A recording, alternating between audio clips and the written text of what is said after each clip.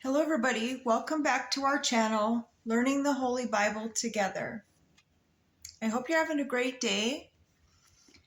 Today we are on Samuel 1, chapters 13 and 14. And we're going to discuss about, how Saul is impatient. I can relate to that for sure, especially when I'm driving. Ooh. Okay, so if we're ready, we'll just go ahead and jump on in. So Samuel 1, chapter 13. So Saul reigned 1 year, and when he had reigned 2 years over Israel, Saul chose him 3,000 men of Israel, whereof 2,000 were with Saul in Michmash and in Mount Bethel, and 1,000 were in Jonathan in Gibeah of Benjamin. And the rest of the people he sent, every man to his tent. And Jonathan smote the garrison of the Philistines that was in Gibeah, and the Philistines heard of it. And Saul blew the trumpet throughout all the land, saying, "Let the Hebrews hear." And all Israel heard say that Saul had smitten a garrison of the Philistine, and that Israel also had in abomination with the Philistines. And the people were called together after Saul to Gilgal, and the Philistines gathered themselves together to fight with Israel, 30,000 chariots and 6,000 horsemen, and the people as the sand which is on the sea shore in multitude. And they came up and pitched in Michmash, eastward from Bethaven. When the men of Israel saw that they were in a strait, for the people were distressed, then the people did hide themselves in caves and in thickets and in rocks and in high places and in pits. And some of the Hebrews went over Jordan to the land of Gad and Gilead. As for Saul, he was yet in Gilgal, and all the people followed him trembling. And he tarried 7 days according to the set time that Samuel had appointed. But Samuel came not to Gilgal, and the people were scattered from him. And Saul said, "Bring hither a burnt offering to me, and peace offerings." And he offered the burnt offering. And it came to pass that as soon as he made an end of offering the burnt offering, behold, Samuel came, and Saul went out to meet him, that he might salute him. And Samuel said, "What hast thou done?" And Saul said, "Because I saw that the people were scattered from me, and that thou camest not within the days appointed, and that the Philistines gathered themselves together at Michmash. Therefore said I, the Philistines will come down now upon me to Gilgal, and I have not made supplication unto the Lord. I forced myself there and offered a burnt offering." And Samuel said to Saul, "Thou hast done foolishly. Thou hast not kept the commandment of the Lord thy God, which he commanded thee, for now would the Lord have established thy kingdom upon Israel forever. But now thy kingdom shall not continue. The Lord hath sought him a man after his own heart, and the Lord hath commanded him to be captain over his people, because thou hast not kept that which the Lord commanded thee." And Samuel arose and gat him up from Gilgal unto Gibeah of Benjamin. And Saul numbered the people that were present with him, about 600 men. And Saul and Jonathan his son, and the people that were present with them, abode in Gibeah of Benjamin. But the Philistines encamped in Michmash, and the spoilers came out of the camp of the Philistines in 3 companies. One company turned into the way that leadeth to Ophrah and to the land of Shual, and another company turned the way to Beth-horon, and another company turned to the way of the border that looketh to the valley of Zeboim. toward the wilderness. Now there was no smith found throughout all the land of Israel, for the Philistines said, "Lest the Hebrews make them swords or spears." But all the Israelites went down to the Philistines to sharpen every man his share, and his coulter, and his axe, and his mattocks. Yet they had a file for the mattocks, and for the coulters, and for the forks, and for the axes, and to sharpen the goads. So it came to pass in the day of battle that there was neither sword nor spear found in the hand of any of the people that were with Saul and Jonathan, but with Saul and with Jonathan his son was there found. And the garrison of the Philistines went out to the passage of Michmash. All right, so that's the end of 13. Let's go ahead and find out about Jonathan and his armor bearers. And so we'll read about it. We'll jump into 14. So now it came to pass upon a day that Jonathan the son of Saul said unto the young man that bare his armor, "Come and let us go over to the Philistines' garrison that is on the other side." But he told not his father.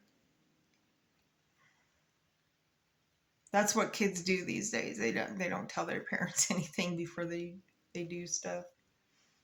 And Saul tarried in the uttermost part of Gibeah under a pomegranate tree, which is in Migron, and the people that were with him were about 600 men. And Ahiah, the son of Ahitub, Kabod, brothers, the son of Phinehas, the son of Eli, the Lord's priest in Shiloh, wearing an ephod. And the people knew not that Jonathan was gone. And between the passages by which Jonathan sought to go over unto the Philistines' garrison, there was a sharp rock on the one side, and a sharp rock on the other side. And the name of the one was Bozez, and the name of the other Seneh. The forefront of one of the situate northward over against Michmash, and the other southward over against Gibeah. And Jonathan said to the young man that bare his armor, "Come, and let us go over to the garrison to the uncircumcised, which are the Philistines. It may be the Lord with work for us, for there is no restraint to the Lord to save by many or by few." And his armor bearer said unto him, "Do all that is thine heart. Turn thee, behold, I am with thee according to thy heart." Then said Jonathan, "Behold, we will pass over unto these men, and we will discover ourselves unto them. If they say thus unto us, Tarry until we come to you, then we will stand still in our place, and will not go up unto them. But if they say thus, Come up unto us, then we will go up, for the Lord hath delivered them into our hand, and this shall be a sign unto us." So are they saying, like, if they taunt us to, like, "Come at me, bro," then they're gonna go because they know God is with them? I don't know. What do you guys think? That's what I got out of it. And both of them discovered themselves unto the garrison of the Philistines, and the Philistines said, "Behold, the Hebrews come forth out of the holes where they had hid themselves."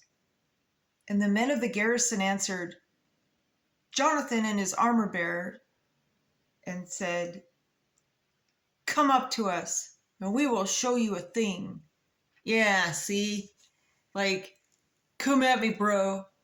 Like, I'll you know what I mean? Like, they were taunting them. What do you guys think?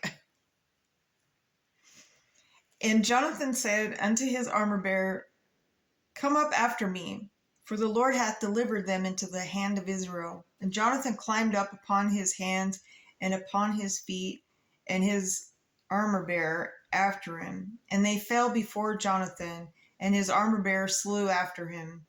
And that first slaughter with Jonathan and his armor bearer made was about 20 men, within as it were a half acre of land, which a yoke of oxen might plow.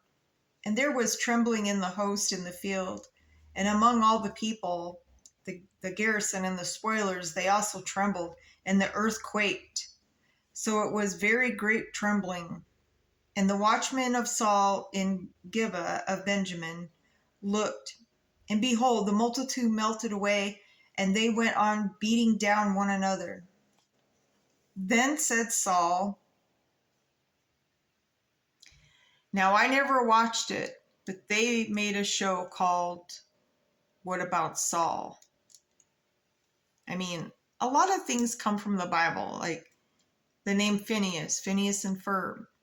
I never watched that either. I don't even know what it was about, but the names are familiar to me. Just saying.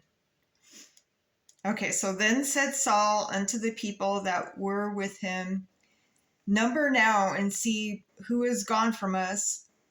And when they had numbered, behold, Jonathan and his armor bearer were not there. And Saul said unto Ahiah, bring hither the ark of God.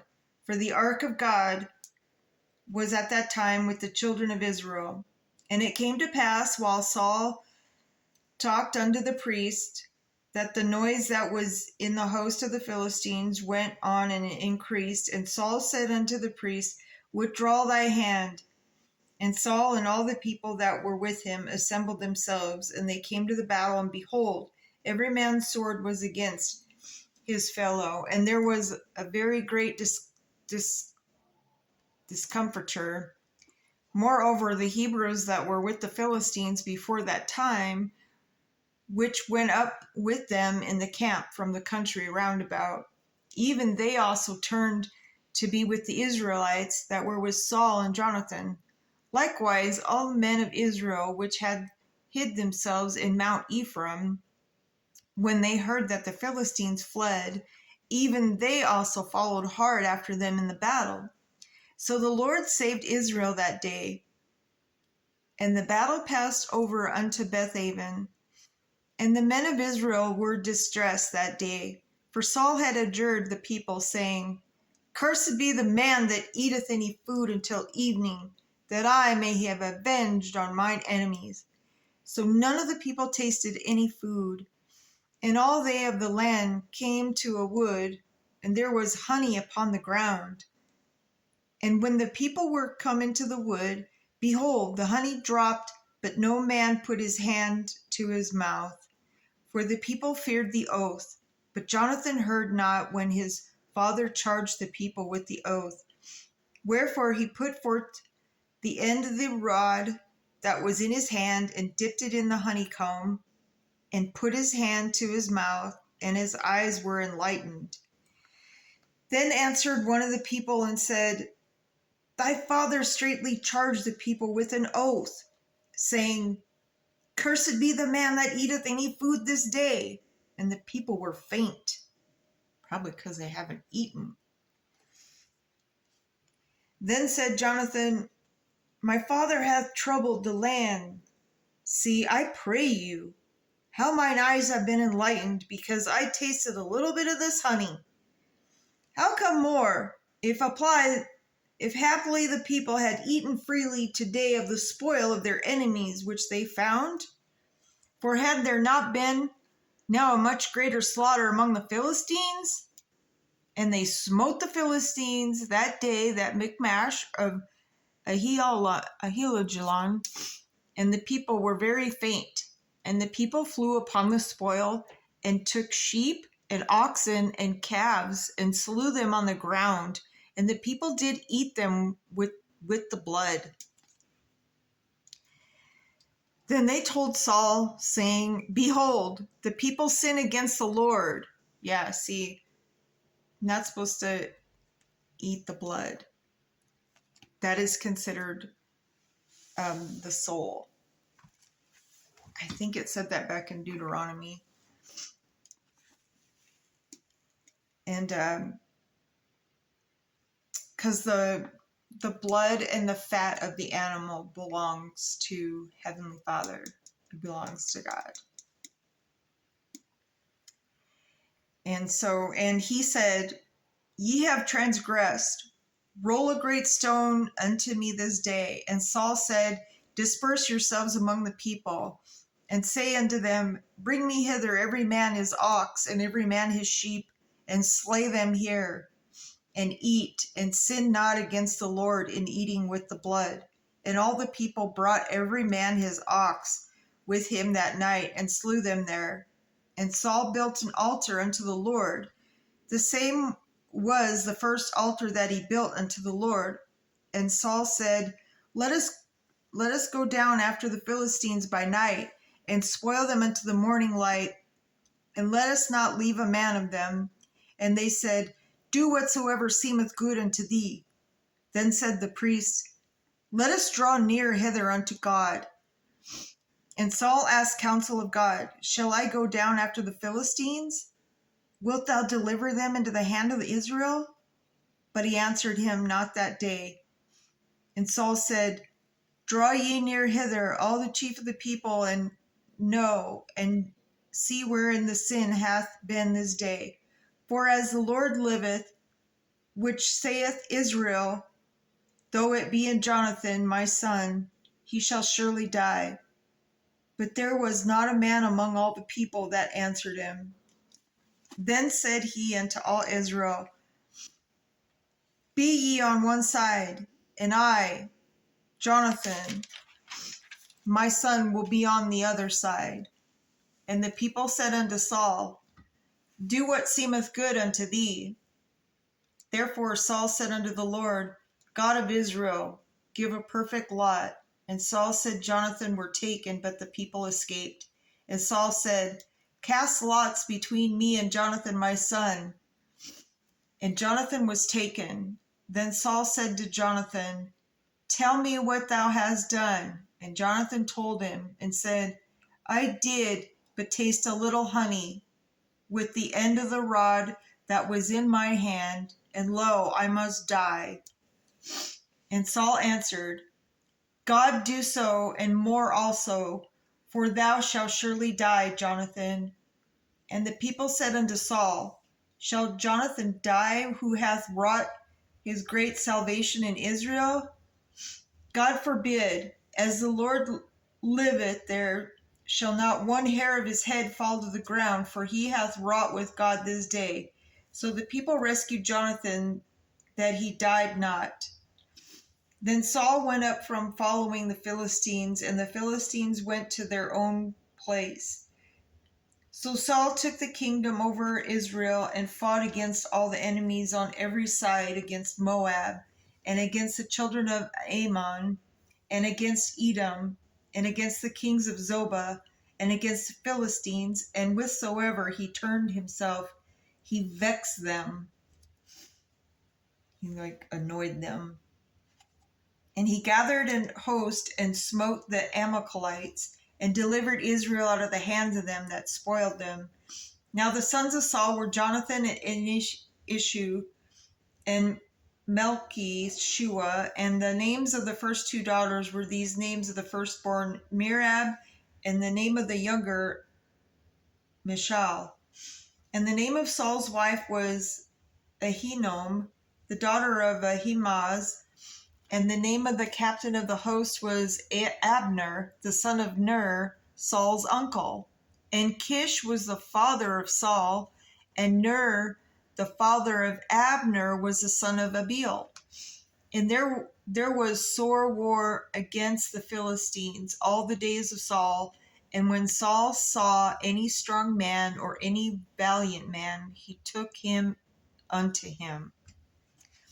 Well, yeah, who wouldn't want to have, the strong, strong, manly men, to fight the battles? Unbeknownst, it's sad what the young men look like nowadays, especially here in America. That's why I pray for America. I pray for all countries. I pray for the lost people. All right. So when we come back we're going to be on chapters 15 and 16. We will read about Saul gets rejected again for disobeying, and Samuel anoints David. So, and then, eventually we'll read about Goliath. He defiles Israel. Juicy stories in the Bible. There's everything's in the Bible.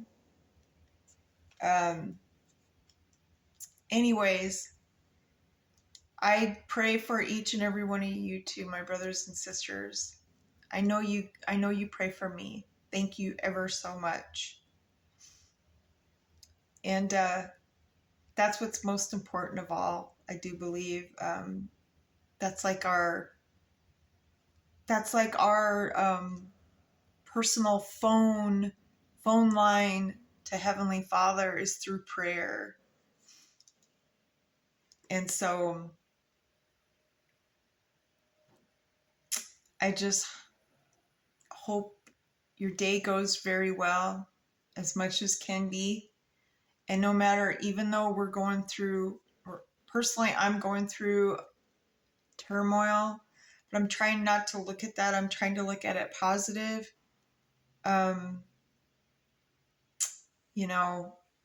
There's always there's always a positive out of a negative situation.